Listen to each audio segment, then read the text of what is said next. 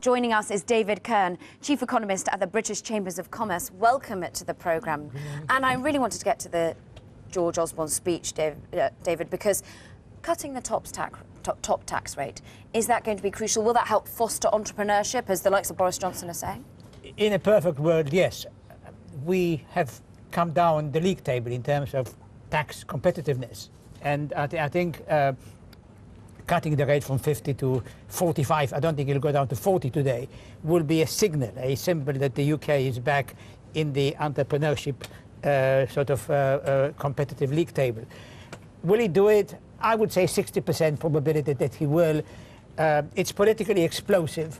Even if the Lib Dems go along with this scheme, from the Conservatives' own viewpoint, there are risks. It's not necessarily the most important thing. The most important thing to me in this budget is whether he will do what you outlined in your introduction is the key issue. How do we stick with Plan A? Because I think it's important to stick to Plan A, and at the same time delivering growth. I mean, it's extremely difficult. It's not clear it can be done. I think, we think it can be done. I think we need a rebalancing towards business. We need a scrapping of deregulation, which is not yet happening sufficiently strongly. We need this credit easing program, which he introduced, to become more effective. We think it's an important first step, but it's not in itself the most, it's not yet effective. You talked about credit easing there, David, and we've actually seen the likes of the Bank of England, the ECB injecting a lot of money, lots of cash into the equation here, into the economy.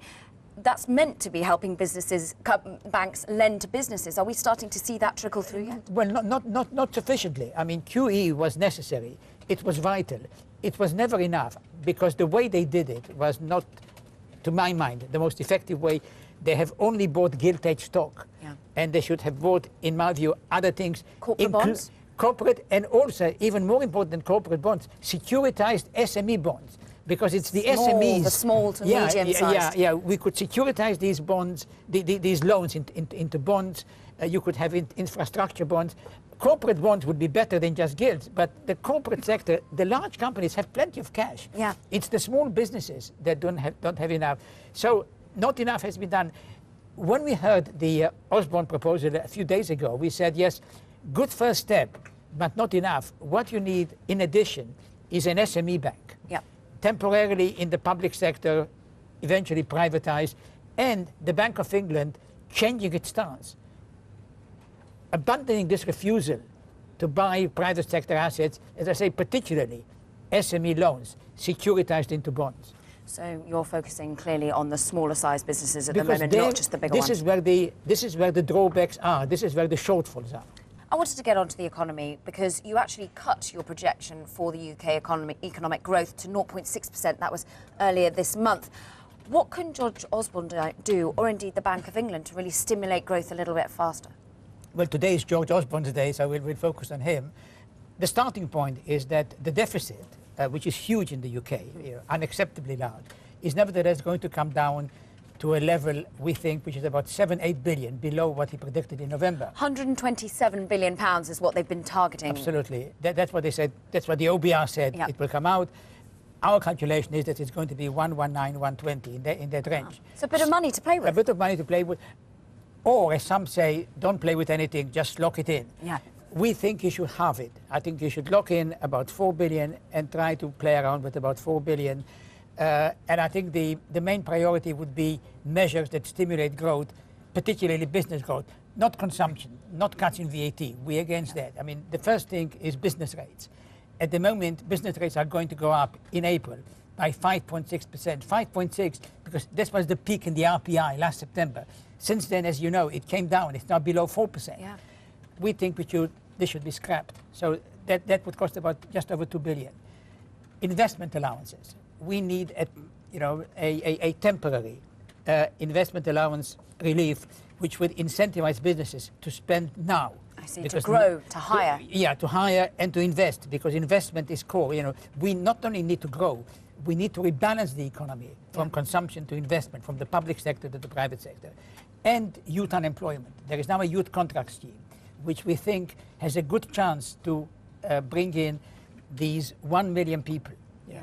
That, and of these 1 million, it's 700,000 which are not in full-time education. Yeah. And these people would be discouraged if they don't get jobs. So we think the government should allocate they allocated 1 billion to this youth contract scheme, which we greatly welcome. We need another billion. And very quickly, infrastructure investment. How will you incentivise the private sector to come in and start putting money into the road infrastructure, as Linda was talking about earlier? Well, partly through these bonds that I'm talking about. They should be in the same way I talked about earlier about SME bonds. There could be infrastructure bonds. But infrastructure is very, very difficult to do quickly. I think with infrastructure you have to be very, very careful to do the right thing, because what we don't want is holes in the ground simply to create demand. We need our infrastructure in the UK is not really up to standard. We need airports, we need railways. It's a big project. Infrastructure is for the longer term. That is needed, but we also need a lot of measures in the short term. And the measures I mentioned, business rates, capital allowances, youth unemployment. And if there's any money still left, I would cut the national insurance contribution, because that would allow businesses to recruit people, particularly the NIC, the national insurance contribution, which, as you know, is a tax on jobs. Yeah. You cut it, it makes it cheaper to recruit. Unemployment is going to go up. Yeah. So this is a key priority. Well, David Kern will be listening closely to if you get any of your wish list today. David Kern, Chief Economist at the British Chamber of Commerce. Thank you for all your insights, and look ahead for the budget today at 12:30.